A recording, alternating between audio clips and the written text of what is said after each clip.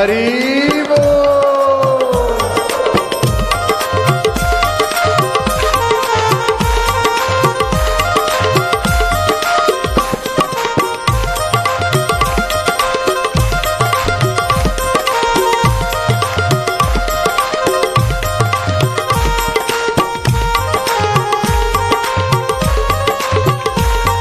नारायण नारायण नारायण। नानक ओ मोए सतगुरु भावे। मुझे वो सतगुरु अच्छे लगते हैं, भाते हैं।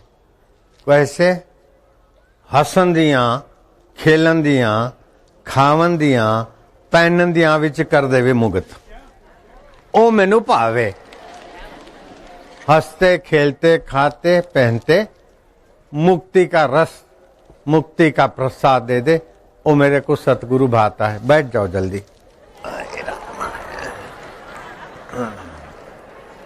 बैठो ना यहाँ क्या।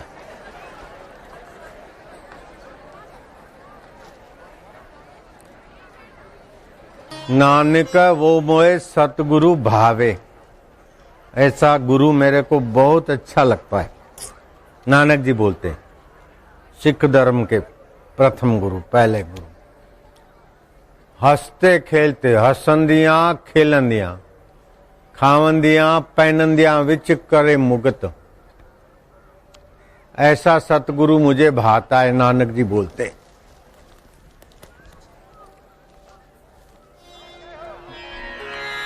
नानक वो मोए सतगुरु भावे। हसंदियां खेलंदियां पहनंदियां विच कर देवे मुगत। गोरखनाथ ने कहा,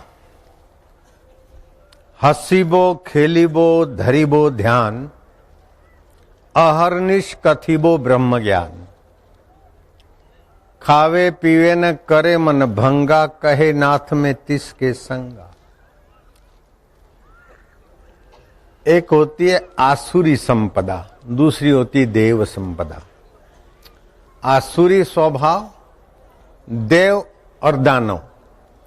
दानव में सद्गुण नहीं होते ऐसी बात नहीं, और देव बिल्कुल दुर्गुणों से विनिर्मुक्त है ऐसी बात नहीं है। लेकिन दानव गलती को गलती भी नहीं मानता, और देव गलती को मानकर प्रायश्चित करता है। दानव सब कुछ अपने करने से मानता है, देव अपने करने में परम देव की कृपा भी मानता है।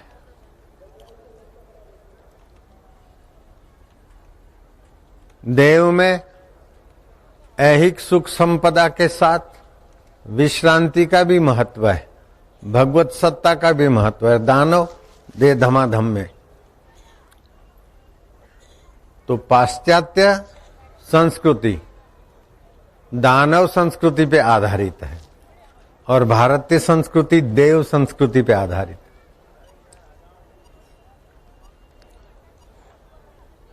पाश्चात्य जगत के लोग बच्चे के दिमाग में धर देते हैं, बहुत पैसे कमाएगा, गाड़ी लाएगा, बढ़िया ये लाएगा। उसके जीवन का गोल किसी को भी नोचो, पैसे के ढेर पर बैठो, मकानों की ऊंचाई, बड़ा आदमी हो गया।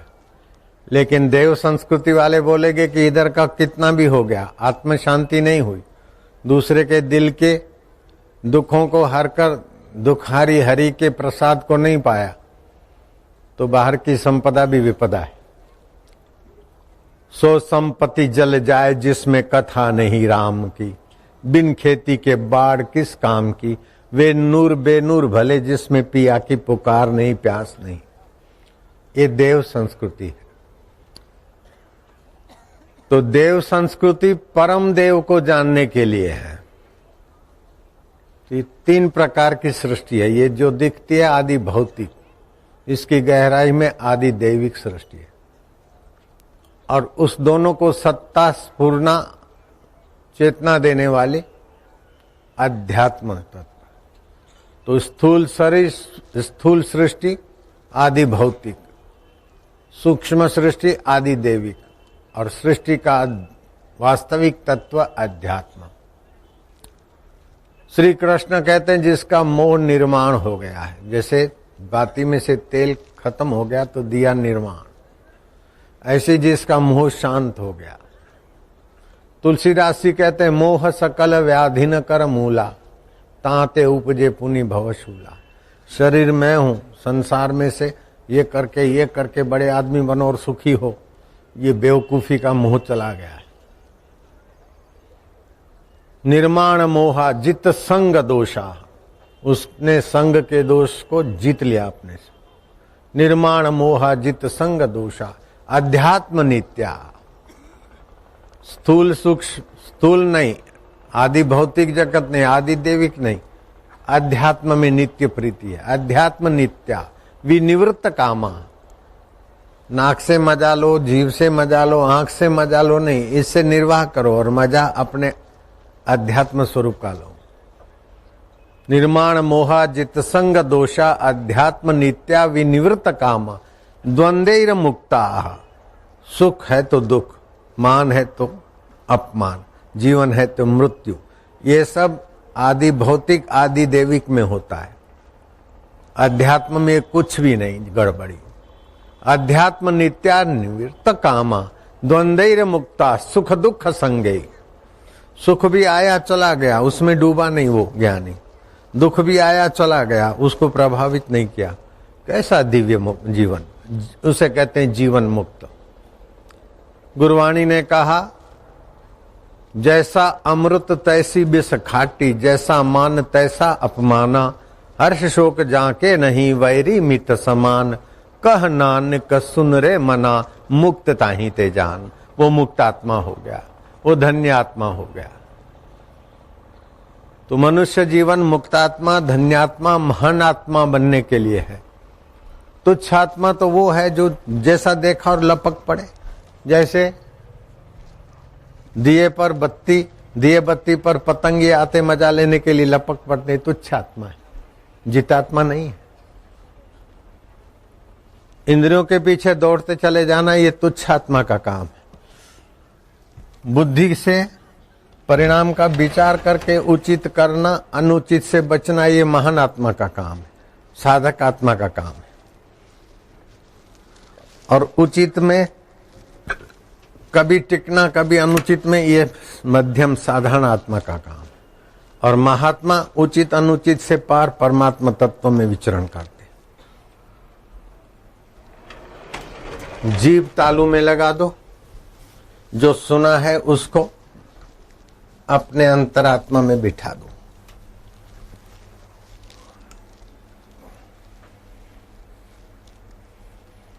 दानव प्रकृति, देव प्रकृति, और देव दानव के अधिष्ठान परमात्मा स्वाभाविक प्रकृति, प्रकृति से परे ब्राह्मी स्थिति। जय जगदीश हरे। जो जगत का ईश है वो जगत में व्याप्त है। जैसे मिठाई का ईश मिठाई है, मधुरता है, ऐसे जगत का ईश जगदीश्वर है। भक्तजनों के संकट क्षण में दूर करे। वो जगदीश दूर नहीं, दुर्लभ नहीं, परे नहीं, पुकारा कि तुरंत सहाय, तुरंत सहयोग। जो ध्यावे फल पावे, उस जगदीश्वर का जो ध्यान करते, चिंतन, उसी समय सद्भाव का फल पाते। सुख संपत्ति घर आवे, कष्ट मिटे तन का। शरीर के कष्ट तब तक है जब तक शरीर को मैं मानते। जब जगदीश्वर को मैं मानने लगे तो कष्टों का प्रभाव कम हो जाता है। माता पिता तुम्हें मेरे, माता में भी तू ही चैतन्य देव, पिता में भी तू ही, तो तेरे को छोड़कर किसकी शरण लूं। तुम बिन और न दूजा, आस करूं जिसकी, जय जगदीश हरे। तुम पूर्ण परमात्मा, तुम अंतर्यामी, प्राणी मात्र के अंतर में तुम ही हो। पार ब्रह्म परमेश्वर, तुम सब के स्वामी।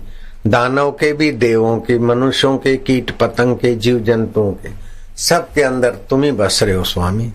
तुम करुणा के सागर, तुम पालन करता। मैं मूर्ख खल कामी, कृपा करो भरतार। ओम जय जगदीश हरे।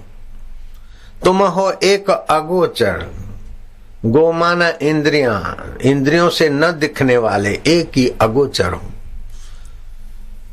जो भी गोचर है वो तुम्हारी सत्ता से गोचर है, लेकिन तुम गोचर नहीं, अगोचर हो। दिखने वाले तुम नहीं हो, तुम्हारी सत्ता से सब दिखता है।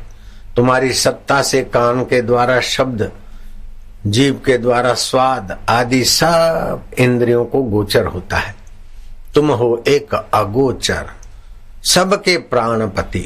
सभी के श्वास अंदर गया और बाहर आया, उसमें सत्ता आप ही की। श्वास खींचना और छोड़ने के मध्य में चैतन्य सत्ता तुम ही हो। किस विधि सबके प्राणपति, किस विध मिलूं दया मैं, तुमको मैं कैसे मिलूं। तुमको मैं कुमति, जो कुमति है तो मैं कैसे मिलूं। कुमति जब सुमति होगी तब मिलने की कला आएगी। दीन बंधु दुख हरता, तुम दीनों के बंधु और दुख के हरता हो। ठाकुर तुम मेरे, स्वामी ठाकुर तुम मेरे, अपना हाथ उठाओ द्वार पड़ा तेरे। तुम अपना हाथ उठाओ मुझे, मैं आपको नहीं पकड़ पाऊंगा, आप अपना हाथ उठाकर मुझे अपनी ओर खींचो। विषय विकार मिटाओ, पाप हरो देवा, श्रद्धा भक्ति बढ़ाओ, संतन की सेवा।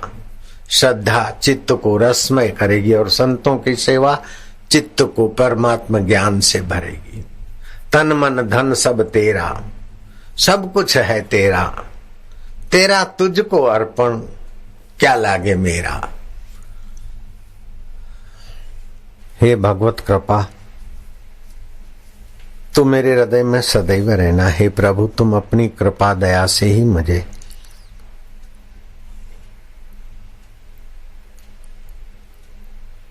अपनी मधुमय अनुभूति से संपन्न करोगे।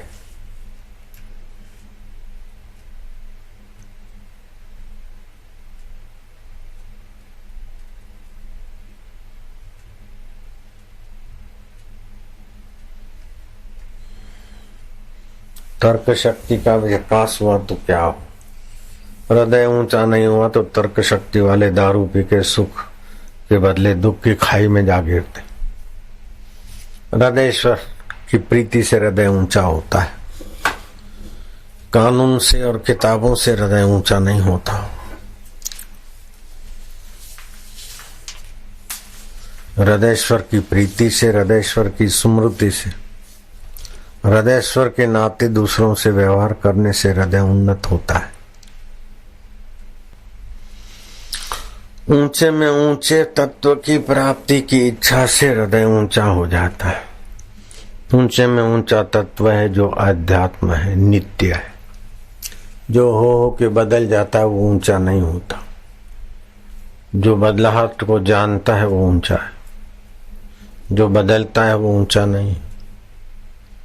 जो बदलने का अधिष्ठान है वो ऊंचा है। तरंग बुलबुले झाग हो के नष्ट हो जाते, लेकिन पानी की गहराई का स्तर ज्यों का त्यों है। अगर पानी की गहराई ना हो तो ये तरंग पैदा भी नहीं हो सकती। कोई भी बुलबुला तरंग झाग भंवर पानी की गहराई के बिना पैदा ही नहीं हो सकती। थाली में कभी तरंग पैदा नहीं होते बड़े, रकाबी में पानी डालो तरंग नहीं होंगी, प्लेट में तरंग नहीं उछलते, भंवर नहीं होते। उस व्यापक ब्रह्म में ही ये जगत रूपी तरंग है लहरी। हम उस परमात्मा में शांत हो रहे हैं। जब तक सुषुप्ति नहीं आती वह रूप परमात्मा का है।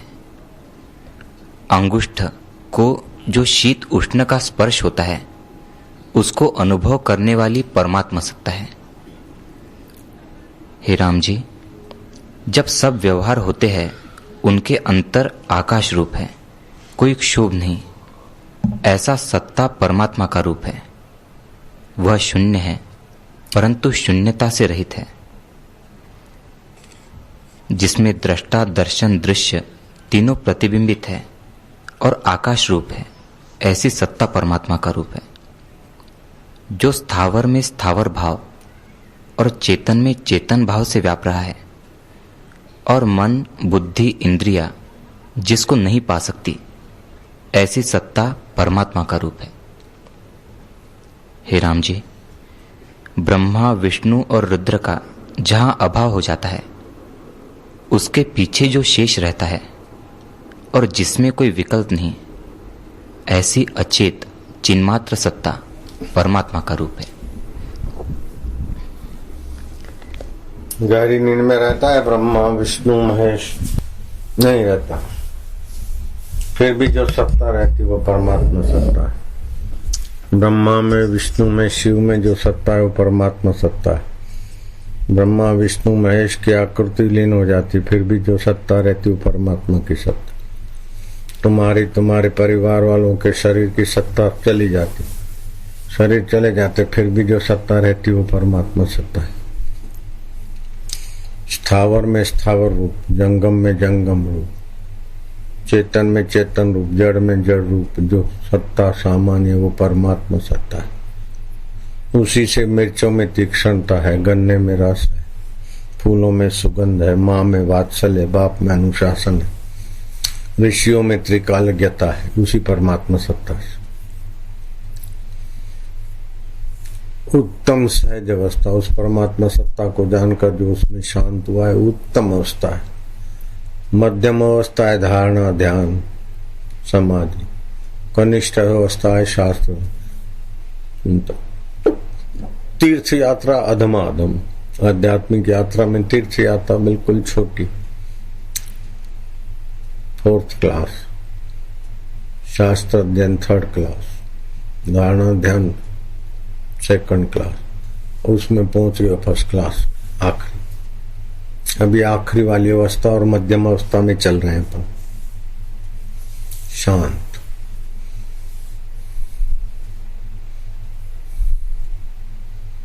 ओम शांति।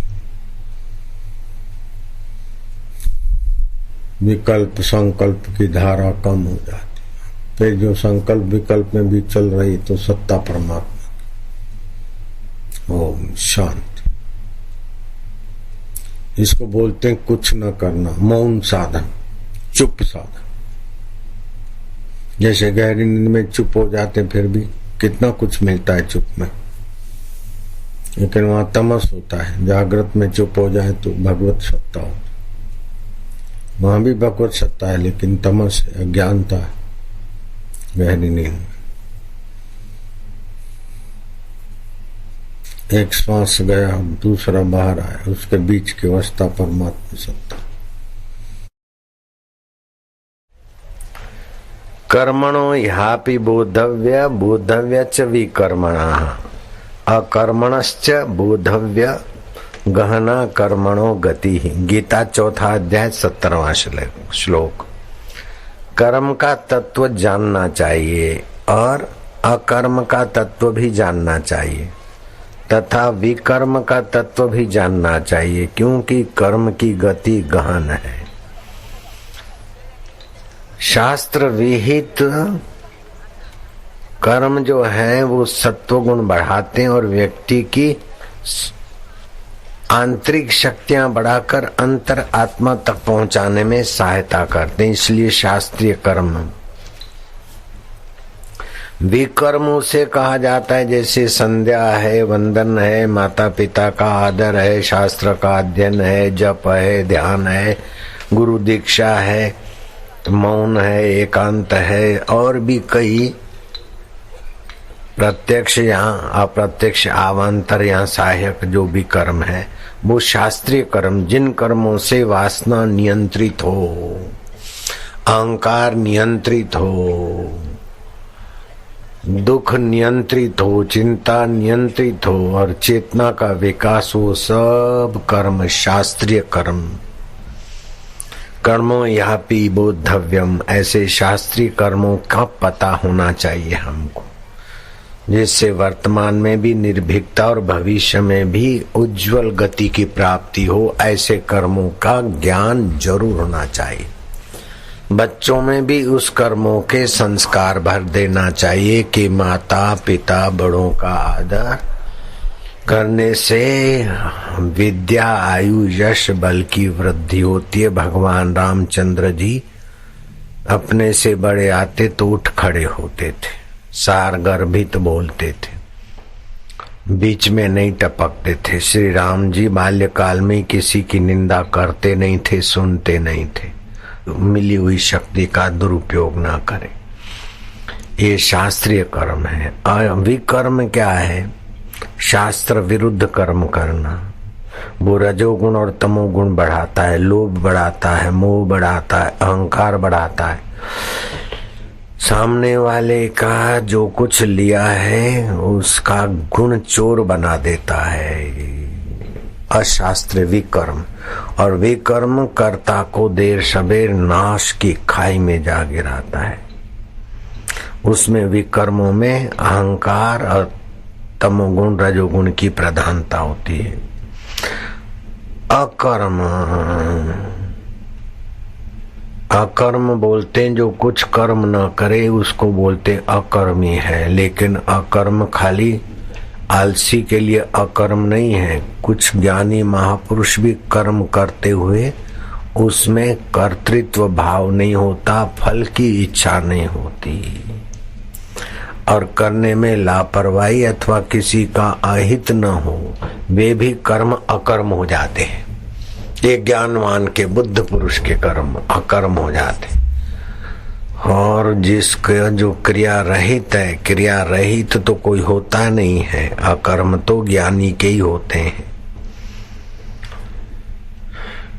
क्रिया में 4 प्रकार के दोष होते। एक तो कर्तृत्व भाव, दूसरा अहंकार, तीसरा आसक्ति, और चौथा जैसे करने की आसक्ति तो करना ही है, और फल की आसक्ति, फल आसक्ति, कर्तृत्व आसक्ति, अहंकार और कर्तृत्व की आदत।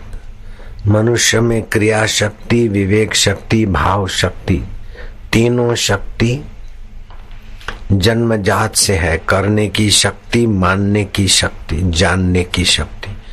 इनका अगर सदुपयोग कर ले तो मनुष्य आसानी से इस लोक में तो परम सुखी हो जाए और परलोक की पूर्णता यहीं पाले, मरने के बाद नहीं।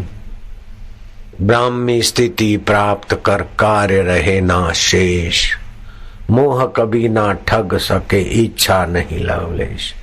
कर्म ऐसे करे कि कर्तृत्व आसक्ति, फल की आसक्ति,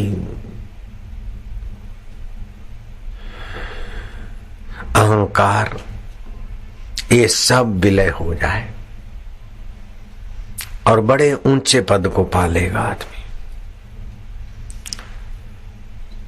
अन्यथा कितनी भी ऊंचा संग मिला और ऊंची साधना हुई, ऊंची मतलब संसार की नजर से ऊंची उपलब्धियां हुई, लेकिन कर्म विकर्म अकर्म का रहस्य न जानेंगे तो कई बार ऊंची ऊंची उड़ाने भरने वाले भी बहुत नीची गति को पा लेते हैं। भाव शक्ति का सदुपयोग करे, प्रभु की आस्था में भाव रखे, और प्रभु हमारे अपने हैं। इससे अहम का नाश होगा। जो अहम बड़ी आपदाएं पैदा करता है। एक छोटी सी कहानी बेजू बावरा की बताऊंगा तो आपको बात समझ में आ जाएगा। प्रभु को अपना माने से अहंकार तो मिटेगा और प्रियता की जागृति होगी, कर्म के फल का नाश होगा, अकर्तृत्व में स्थिति होगी। अहम मम के नाश होने से कर्म फल का प्रभाव नाश हो जाता है और प्रियता जागृत होती है, परमात्मा रस जागृत होता है, नित्य नवीन रस प्राप्त होता है परमात्मा का। ऐसा नित्य नवीन रस प्राप्त हुआ था संगीतज्ञ बेजू बावरा के गुरु को, हरिदास महाराज को। बेजू बावरा और तानसेन हरिदास महाराज के शिष्य थे। ऐसे ऊंचे गुरु को प्राप्त करने के बाद भी, ऊंची साधना करने के बाद भी बेजू बावरा और उसका शिष्य बहुत सारी लौकिक ऊंचाइयों को उपलब्ध होने के बाद भी गोपाल नाम का उनका दूसरा कवि बेजू बावरा का विकर्म की खाई में जा गिरा और शिष्य की मौत का निमित्त गुरु को बनना पड़ा। कुल खानदान तो बहुत ऊंचा, हरिदास सतगुरु हैं हरिदास, उनके सत शिष्य है बेजू। बेजू का गीत और बेजू का व्यवहार ऐसा सुखद था, ऐसा सुखद था, मैं अभी तुमको इस कहानी के द्वारा समझा दूंगा। हरिदास महाराज की आशीर्वाद हजम करने में बेजू सफल रहा। ग्वालियर का जन्म हुआ बेजू। जन्म हुआ ईस्वी सन 1599 में मुरु चंदोरी गुना में डिस्ट्रिक्ट। गुरु हरिदास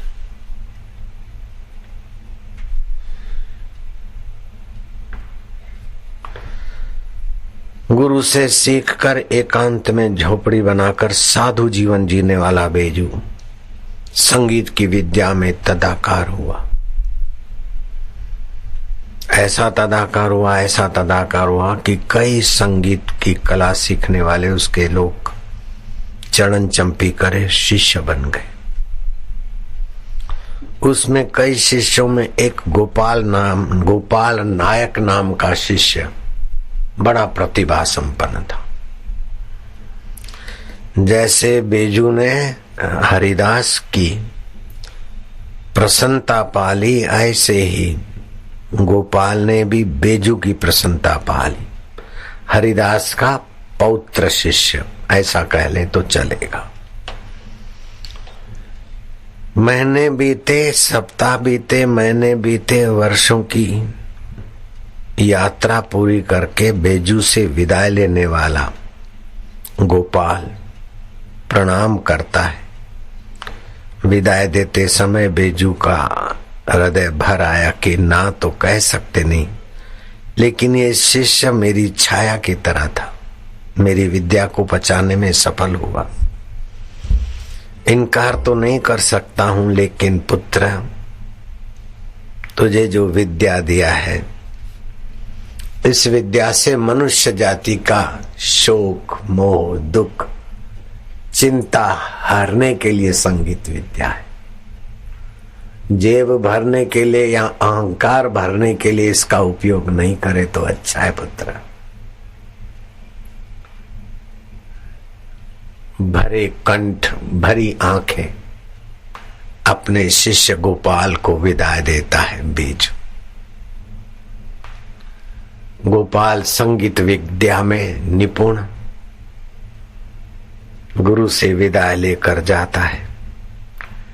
तुम्हारे पास कोई भी धन, सत्ता, योग्यता है, अगर उसमें ईश्वर प्राप्ति का उद्देश्य नहीं तो वह योग्यता है न जाने किस प्रकार तुम्हें धोखा दे, जैसे गोपाल को और बेजू को धोखा दिया उनकी ताकतों ने। ऐसे ही आजकल हम लोग धोखा ही खा लेते हैं। ईश्वर के सिवाय कहीं भी मन लगाया तो अंत में धोखा ही खाना पड़ता है इस मनवा को। ये मन को समझा दे। आज आपके पास मानने की शक्ति है, जानने की शक्ति है, करने की शक्ति है। आप ऐसे कर्म करो जिस कर्म से अंतर्यामी परमात्मा संतुष्ट हो, अहंकार पुष्ट ना हो, लोभ ना बढ़े, मोह ना बढ़े, अहंकार ना बढ़े, द्वेष ना बढ़े, चिंता ना बढ़े, ये सब घटते जाए। आप ऐसे सत्कर्म करो। अब भगवत गीता का श्लोक और बेजू बावरा की कथा और वेदांत दर्शन तीनों एक साथ चला रहा हूं। आप सचमुच में मेरे से ज्यादा भाग्यशाली हो। मुझे अगर घर पर ही ऐसी कथाएं सत्संग मिलता तो अभी की स्थिति से कुछ मेरी और भी कुछ ऊंची स्थिति हो सकती थी।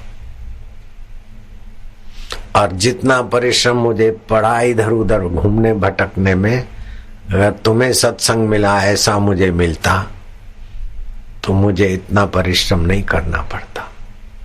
मैं तो आपको प्रणाम करता हूं कि आप मेरे से ज्यादा भाग्यशाली। भाषण में कोई उठे बैठे तो चले, कथाओं में कोई मन चाह कर ले तो चले, लेकिन सत्संग में नहीं चलता। सत्संग सुनने का बड़ा भारी पुण्य होता है और उसमें विक्षेप करने का बड़ा भारी पाप भी होता है। आप सत्संग में आते हो तो चलकर गाड़ी मोटर से जितने कदम चल के आए, ऐसा नहीं कि एक एक कदम करने का फल मिलता है तो चलो गाड़ी का उपयोग ही न करे, चलते ही रहे, ऐसा नहीं। आपका साधन सामग्री छोड़कर जितने कदम आप अंदर आए सत्संग, उतना यज्ञ करने का फल होता है। बैठते तो आपके भक्ति योग का मीटर चालू हो जाता है, सुनते तो ज्ञान योग प्राप्त होता है, और सत्संग में सामूहिक भगवान नाम कीर्तन होता है, उससे तुमुल ध्वनि के वाइब्रेशन फैलते। और इस ब्रह्मांड को लांघ कर अगर उसमें ओम की ध्वनि है तो इतर ब्रह्मांडों में व्याप्त परमात्मा सत्ता से एकाकार होता है। इस ब्रह्मांड की और इस ब्रह्मांडों को लांघ कर इतर ब्रह्मांडों के साथ की सत्ता के साथ आप एकाकार होते। अगर ओमकार की ध्वनि 7वीं बार होती है तो आपका मूलाधार केंद्र विशेष वाइब्रेशन से संपन्न होने लगता है। अगर श्वास रोक कर 1.25 मिनट आप ओमकार सहित गुरु मंत्र जप करते तो आपके मनोरथ की अथवा कष्ट में पड़े हुए समय में, मनोरथ की सिद्धि अथवा कष्ट में पड़े हुए समय में सहायता, जिसके लिए तुम जिससे सहायता मांगते हो उसके साथ का तादात्म्य जुड़ जाता है। पानी में डूबता हुआ लड़का श्वास रोक कर 1.25 मिनट जो भी रोका होगा और प्रार्थना किया तो अदृश्य सत्ता ने उसे किनारे लाने में काम कर दिया। उसका मतलब ये भी नहीं कि तुम पानी में जाओ और डूबो गंगा जी में और श्वास रोक कर मुझे निकालो, देखें सच्ची बात है कि झूठी, तो फिर नहीं होगा। परीक्षा हेतु न करो, जब आपत्ति काल आ जाए तो हृदय की प्रार्थना निकलती। परीक्षा में हृदय की प्रार्थना नहीं निकलती। बेईमानी से करोगे तो बेईमानी का फल जो बेईमानों को मिलना चाहिए वो भगवान दे देते। इसीलिए मंत्र में, शास्त्र में, भगवान में, सतगुरु के वचन में शंका करके चेक नहीं करना चाहिए। चेक करने वाले फिर वैसे ही रह जाते। मैंने मेरे गुरुदेव के वचनों को चेक करने के लिए नहीं आजमाया, बस तो मेरा तो भंडार भर गया है। और भरा भंडार छलकता है, उसी से आपको फायदा होता है। मेरा अपना कुछ नहीं, मेरे गुरु के भरे भंडार से छलकता है, वही आपको कल्याण में देता है, नित्य नवीन रस देता है।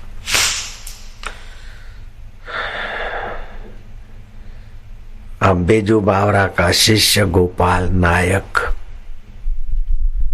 अपने कविता के प्रभाव से चारों तरफ जय जयकार कमाता हुआ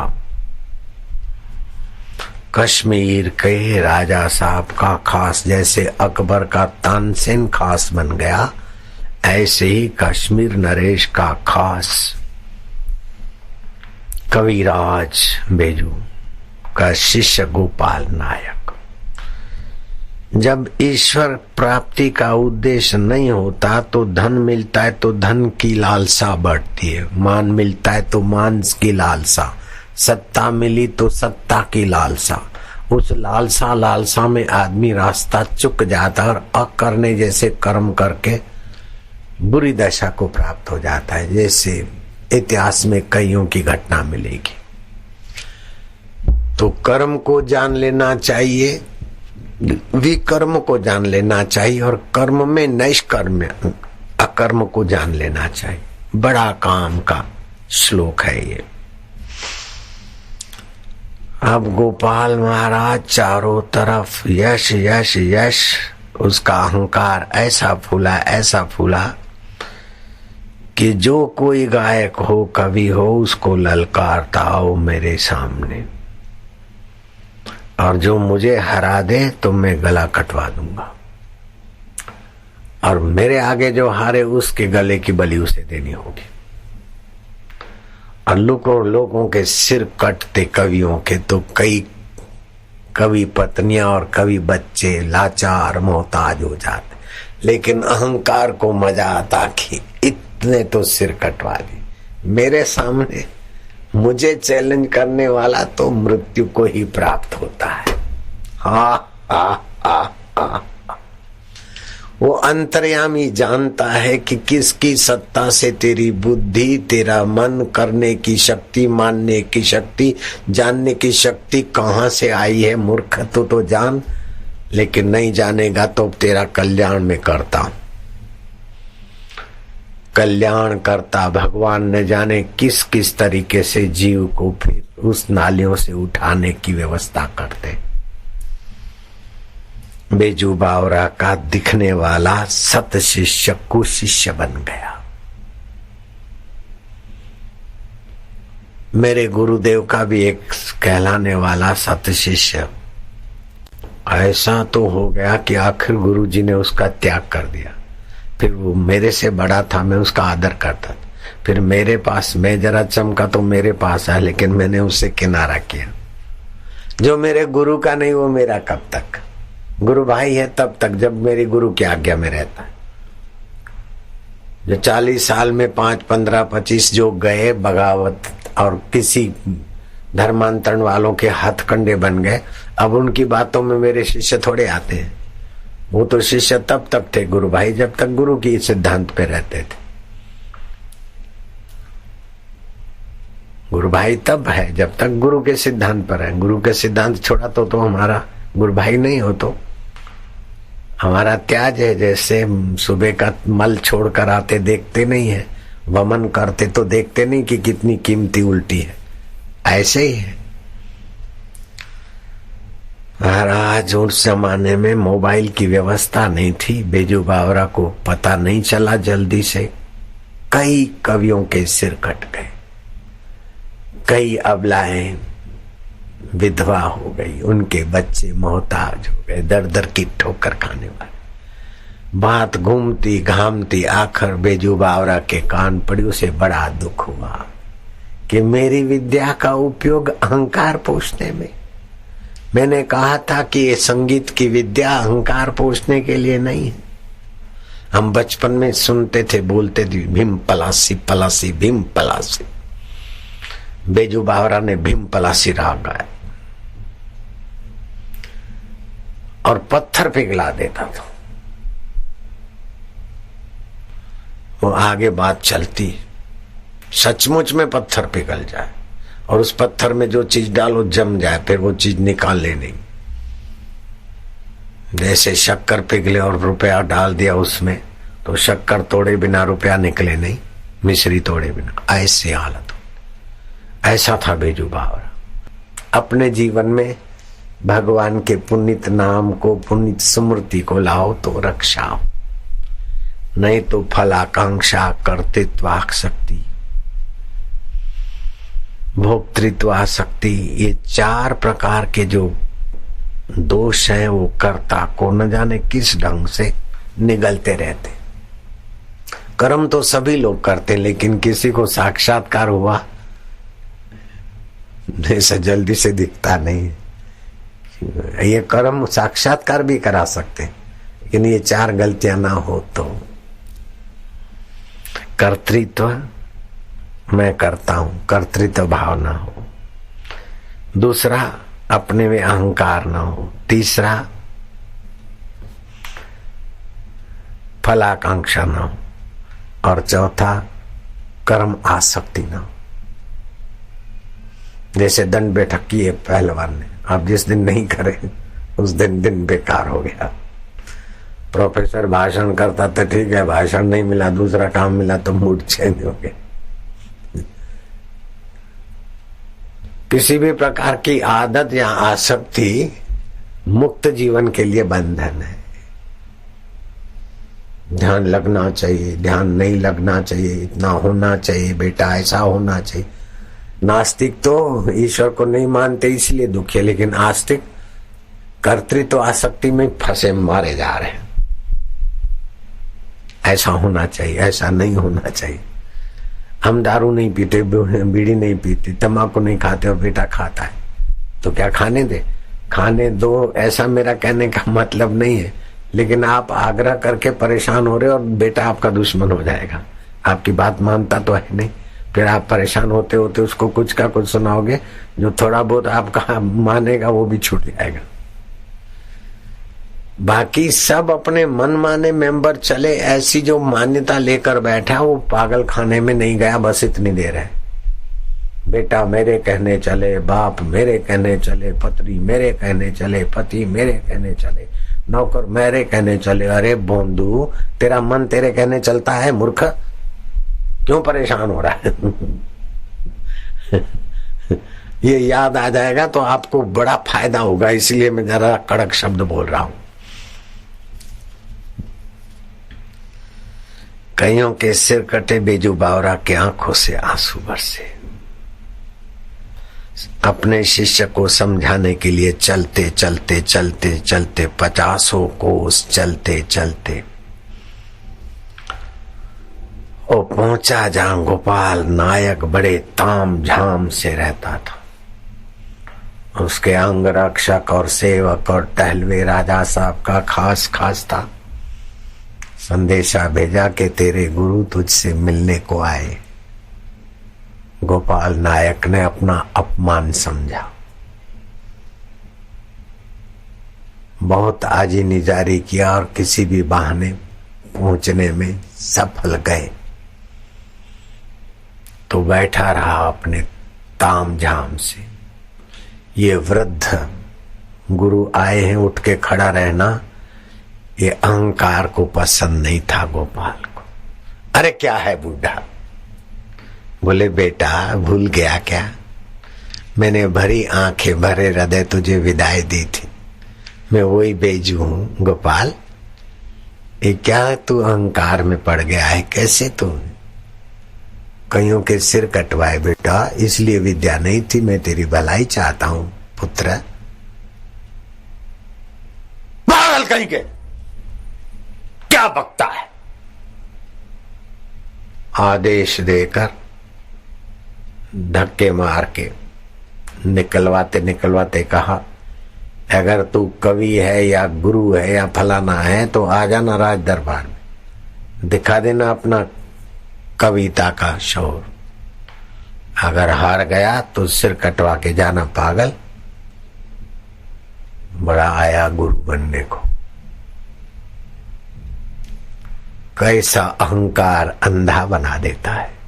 लेकिन गुरुओं की क्या बलिहारी है कि एक आध दाव अपने पास रख दे।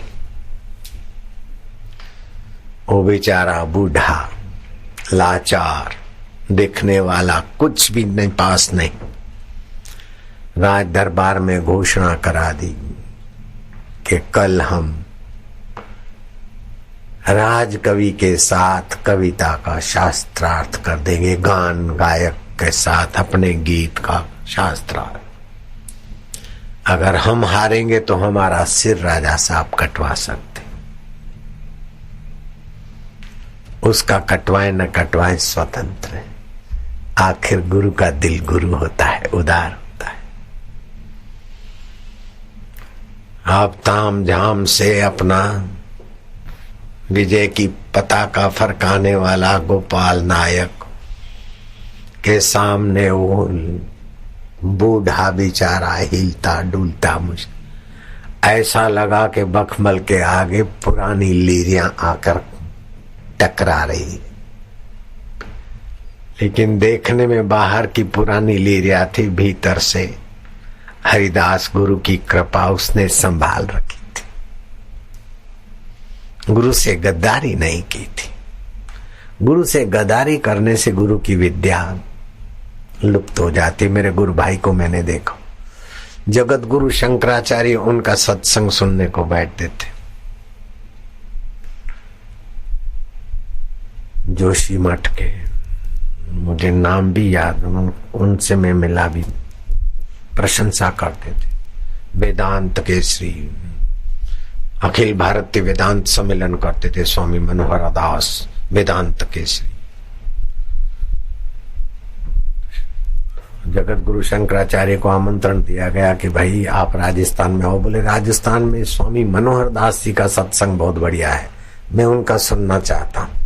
बोले महाराज मैं ही मनोहर दास हूँ, आपको आमंत्रित कर। अरे यार फिर तो मैं आऊंगा। ऐसे थे, लेकिन गुरु से थोड़ा अहंकार टकराया, फिर कहीं के न रहे। अभी उनका अजमेर में पुष्कर रास्ते जाने में वेदांत आश्रम का बोर्ड लगा है। वो तो मर गए, लेकिन गुरु से किनारा करने वाले की जो गति होती है वैसी उनके आश्रम की और उनकी गति हो गई। कबीरा वे नर अंध है, हरि को कहते और गुरु को कहते, और हरि रूठे गुरु ठौर है, गुरु रूठे नहीं ठौर। खैर दूसरे दिन आए और कवि ने अपना कवित्व शक्ति दिखाई। ऐसा राग आलापा, ऐसा गोपाल नायक ने आलापा कि महलों के झरोखे के रानियां वहीं स्तब्ध हो गई, राजा गदगद हो गया, प्रजा स्तब्ध हो गई। जंगल से हिरण भाग कर आए और गोपाल नायक ने उन हिरणों के गले में हार डाल दिया और अपने बुढ़े वृद्ध गुरु को ललकारा के, है मूर्ख कवि, अब क्या है तेरे पास? हिरण तो चले गए, अब तू दिखा कोई जलवा। वो हिरण आ जाए और उनके गले की माला अपने हाथ से उतार के देख तो मैं कुछ मानू, नहीं तो सिर कटाने को तैयार हो जा। अब बैजू बावरा ने गुरु हरिदास, ध्यान मूलम गुरु मूर्ति, पूजा मूलम गुरु पदम, मंत्र मूलम गुरु वाक्यम।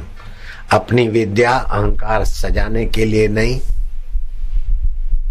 किसी को नीचा दिखाने के लिए नहीं, लेकिन धर्म रक्षा के लिए अपनी विद्या का उपयोग करने की इजाजत है गुरु की।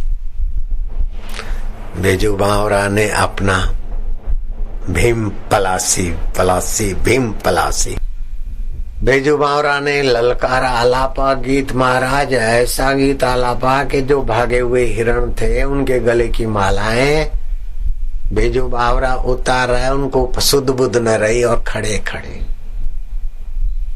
बड़ी चंडाई वाली शर्त थी, हिरण तो मनुष्य से भागता है, तो ऐसा गीत आलाप के वो हिरण आए और उनके गलों की मालाएं उतार कर यहाँ रख, नहीं तो सिर कटा। बैजू बावरा ने ऐसा गीत आलापा कि राजा रानियां प्रजा तो स्तब्ध हो गए, हिरण भी स्तब्ध हो गए। एक एक हिरण की मालाएं, जंगली हिरणों की मालाएं उतारी, लेकिन राग चालू रहा। राग गाते गए और मालाएं उतारते गए। राग गाते गाते गाते गाते पत्थर पर एक दृष्टि डाली तो जैसे तुम्हारी शक्कर पिघल जाती है, ऐसे पत्थर पिघल गया और अपना साज उस पत्थर पे फेंका। गाना बंद कर दिया तो पत्थर फिर कड़क हो गया और साज उसमें जम गया। अगर दम है गोपाल नायक तो तू अपने गीत से इस पत्थर को पिघलाकर मेरा साज निकाल के दिखा। जिन्होंने कईयों की जानें ले रखी थी अहंकार के कारण और गुरु द्रोह कर रखा था, अब उसके राग में दम ही कहां। राग गाते गाते कई बार पानी के घूंट भरे और कई बार कुछ कुछ किया। दवा कान थींदी मुझे दर्द जी, हकीमन खे कैड़ी खबर मर्ज जी। मुझो दारू दवा तुझो दीदार आ, बस देखारण हकीमन खे बेकार। मेरा दारू दवा तो गुरुदेव तुम्हारा दीदार था, लेकिन तुमसे तो नाता काट बैठा हुआ भागा। गाते गाते थक गया, न पत्थर पिघला न साज निकला, आखिर हार गया। राजा की आंखें क्रोध से चमचमाती रही, लेकिन उस फकीर बैजू बावरा ने कहा, राजन इसे मृत्यु दंड ना दे तो अच्छा है। उसने कहा मृत्युदंड तो इस बुढ़े को दो, ये मेरा गुरु बना था और ये विद्या मेरे से छुपा कर रखी। मुझे ये विद्या सिखाता तो मैं आज हारता नहीं। जो कुछ और बकना था। और बेजू बावरा कहता कि हाँ राजन, मुझे ही तुम मृत्युदंड दो कि मैंने कुपात्रों को विद्या सिखाई, जिससे कई अबलाओं का सुहाग छिन गया, कई निर्दोष बच्चों के पिता छिन गए और कई तुम्हारे जैसे राजाओं का राज धन और वैभव इसके अहंकार पोषने में लग गया। मैं अपराधी हूं, मुझे दंड दीजिए राजन। राजा कहता है कि कविराज, तुम्हारे वचनों से पत्थर पिघल सकता है, लेकिन इस न्याय के तख्त पर बैठा कठोर हृदय तुम नहीं पिघला सकते हो। मृत्यु किसे होनी चाहिए मैं जानता हूं। चमचमाती आंखों ने, उग्र हाथ ने इशारा किया कि इस नालायक अहंकारी का सिरोच्छेद कर दो। गोपाल का सिरोच्छेद हुआ है। बैजू बावरा सह नहीं सकता। राजन, तुम मेरे शिष्य का शरीर तो छीन सकते हो, लेकिन मुझसे मेरा शिष्य नहीं छीन सकते। जैसे पुत्र के जाने से, कुपुत्र के जाने से भी माता पिता के दिल में दुख होता है, ऐसे बैजू बावरा के दिल में दुख हुआ।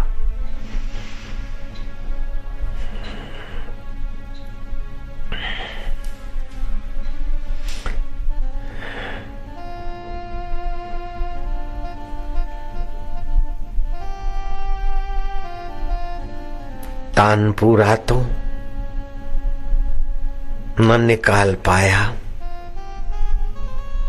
जम गया तानपुरा, और अहंकार भी न निकाल पाया। गोपाल गुरु की विद्या को अहंकार पोषने में लगाता है। क्या आप हम ऐसी गलती तो नहीं कर रहे हैं? श्री कृष्ण कहते हैं सावधान, कर्मणो यापि बोद्धव्यम, बोद्धव्यम च विकर्मण, ये विकर्म है। अकर्मण च बोद्धव्यम, गहना कर्मणो गति। कर्म आपके विकर्म न बने। मेरे लिए भी भगवान को, मेरे लीलाशाह प्रभु को प्रार्थना करिए कि अभी तक ये शरीर निभाता आया है आपके कृपा प्रसादी से, आखिरी तक निभता रहे, गुरु की अवज्ञा ना हो, गुरु की विद्या का दुरुपयोग ना हो, गुरु की आज्ञा की अवहेलना ना हो। हे गुरु कृपा तू हमारी रक्षा करियो। जब तक जी में जान रहे, तन में प्राण रहे, मेरी श्रद्धा की डोर गुरुदेव तुम्हारे चरणों की ओर बढ़ती रहे। मेरे लीलाशाह प्रभु, हे मेरे गुरुदेव। ज्ञानेश्वर कहते हैं, श्रद्धा मावली तू मेरे हृदय को थामे रखना। मेरे गुरु कृपा मेरे हृदय को तू थामे रखना। मेरा शरीर जल जाए तो ये राख मेरे गुरु के बगीचे में खाद बने। मेरा शरीर जल जाए, उसका बाष्पीभूत पानी मेरे गुरु के बाग में बरसे। हे देव तू कृपा करना। मेरा पंच भौतिक शरीर की पांचों वस्तुएं मेरे गुरुदेव के बाग बगीचे और सेवा में लगे, और मेरा अंतवाहक शरीर गुरु के 5 सूक्ष्म तत्वों की शरण जाए, और मेरा मैं गुरु के व्यापक मैं में मिल जाए। प्रभु, मैं अनाथ होकर न मरूं, मैं सनाथ हूं। हे नाथ महाराज, छोरा का छोरा हो जाए, लेकिन मावतर को मावतर नहीं होता। बैजू बावरा और गोपाल की कथा भी और भी है। उसकी हड्डियां नदी में से कैसे वो लाता है, राग के द्वारा उसकी बेटी को सिखाता है।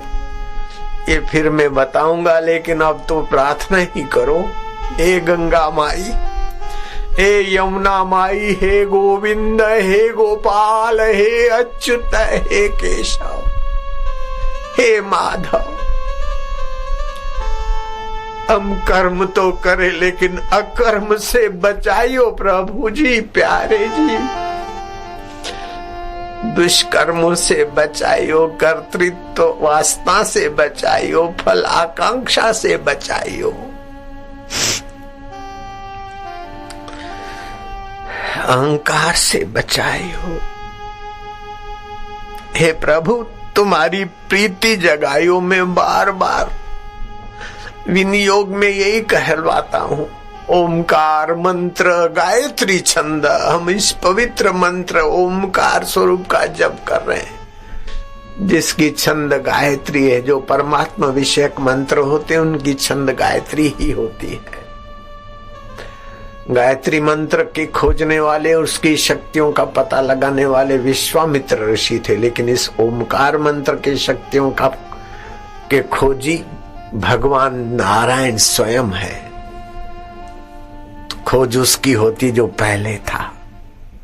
ओमकार मंत्र का महत्व पहले था और भगवान नारायण ने खोजा। इसलिए ओमकार मंत्र, गायत्री छंद, नारायण ऋषि।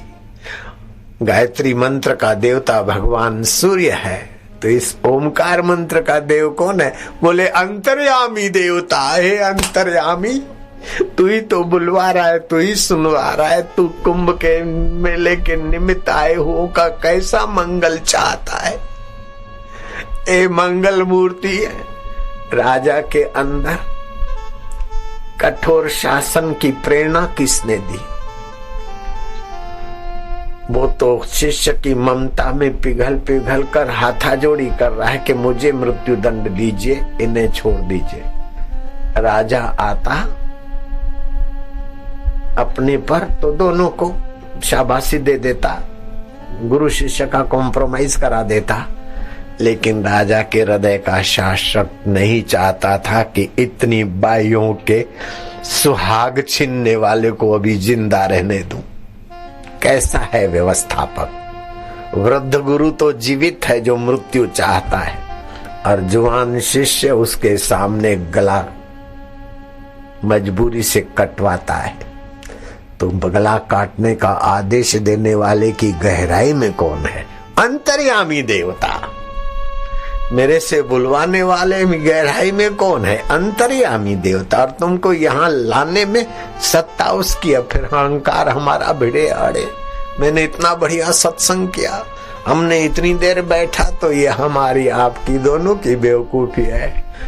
तुम्हारी गति मिति तुम ही जानी, नानक दास सदा कुर्बानी। मैं तो नानक जी को भी खूब खूब धन्यवाद दूंगा। वाह वाह, क्या वाणी है उस संत की। सगल समगरी तुम्हारी सूत्रधारी, तुमसे होए सो आज्ञाकारी। तुम्हारी गति मिति तुम ही जानी, नानक दास सदा कुर्बानी। हम तो सदा कुर्बान है प्रभु तुम्हारी रहमत पर। नानक वो मोए सतगुरु पावे, हसंदिया खेलंदिया खावंदिया पहनंदिया विच करे मुगत। हमें वो सतगुरु दे दीजिए प्रभु, जो हंसते खेलते खाते पीते और मुक्ति का मार्ग दस देवे। वो मैनू रब मेरा सतगुरु बन के आया, मैनू वेख लेने दो। वो मेरा रब ही तो सतगुरु बन के आता है। लल्लू पंजू सतगुरु बनेगा तो गोपाल नायक जैसा होगा, रब सतगुरु बनेगा तो लीलाशाह जैसा होगा, नानक जैसा होगा, एक नाथ जैसा होगा, कबीर जैसा होगा, आदि शंकराचार्य भगवान जैसा होगा, रामानुजाचार्य जैसा होगा। हे भगवान, ओम नमो भगवते वासुदेवाय। सारे ब्रह्मांड को जो वासित करता है, आच्छादित करता है, जैसे लकड़ी में आग वासित है, ऐसे ही सारे ब्रह्मांड में जो वासित है वो वासुदेवा। ओम नमो भगवते वासुदेवाय। भगवान को सच्चे हृदय से प्रार्थना करो। अस्तो मां सदगमाया, हमें असत्य अहंकार से, असत्य आसक्ति से बचाकर तुझे सत्य स्वरूप की प्रीति दे दे, भक्ति दे दे, शांति दे दे, माधुर्य दे दे।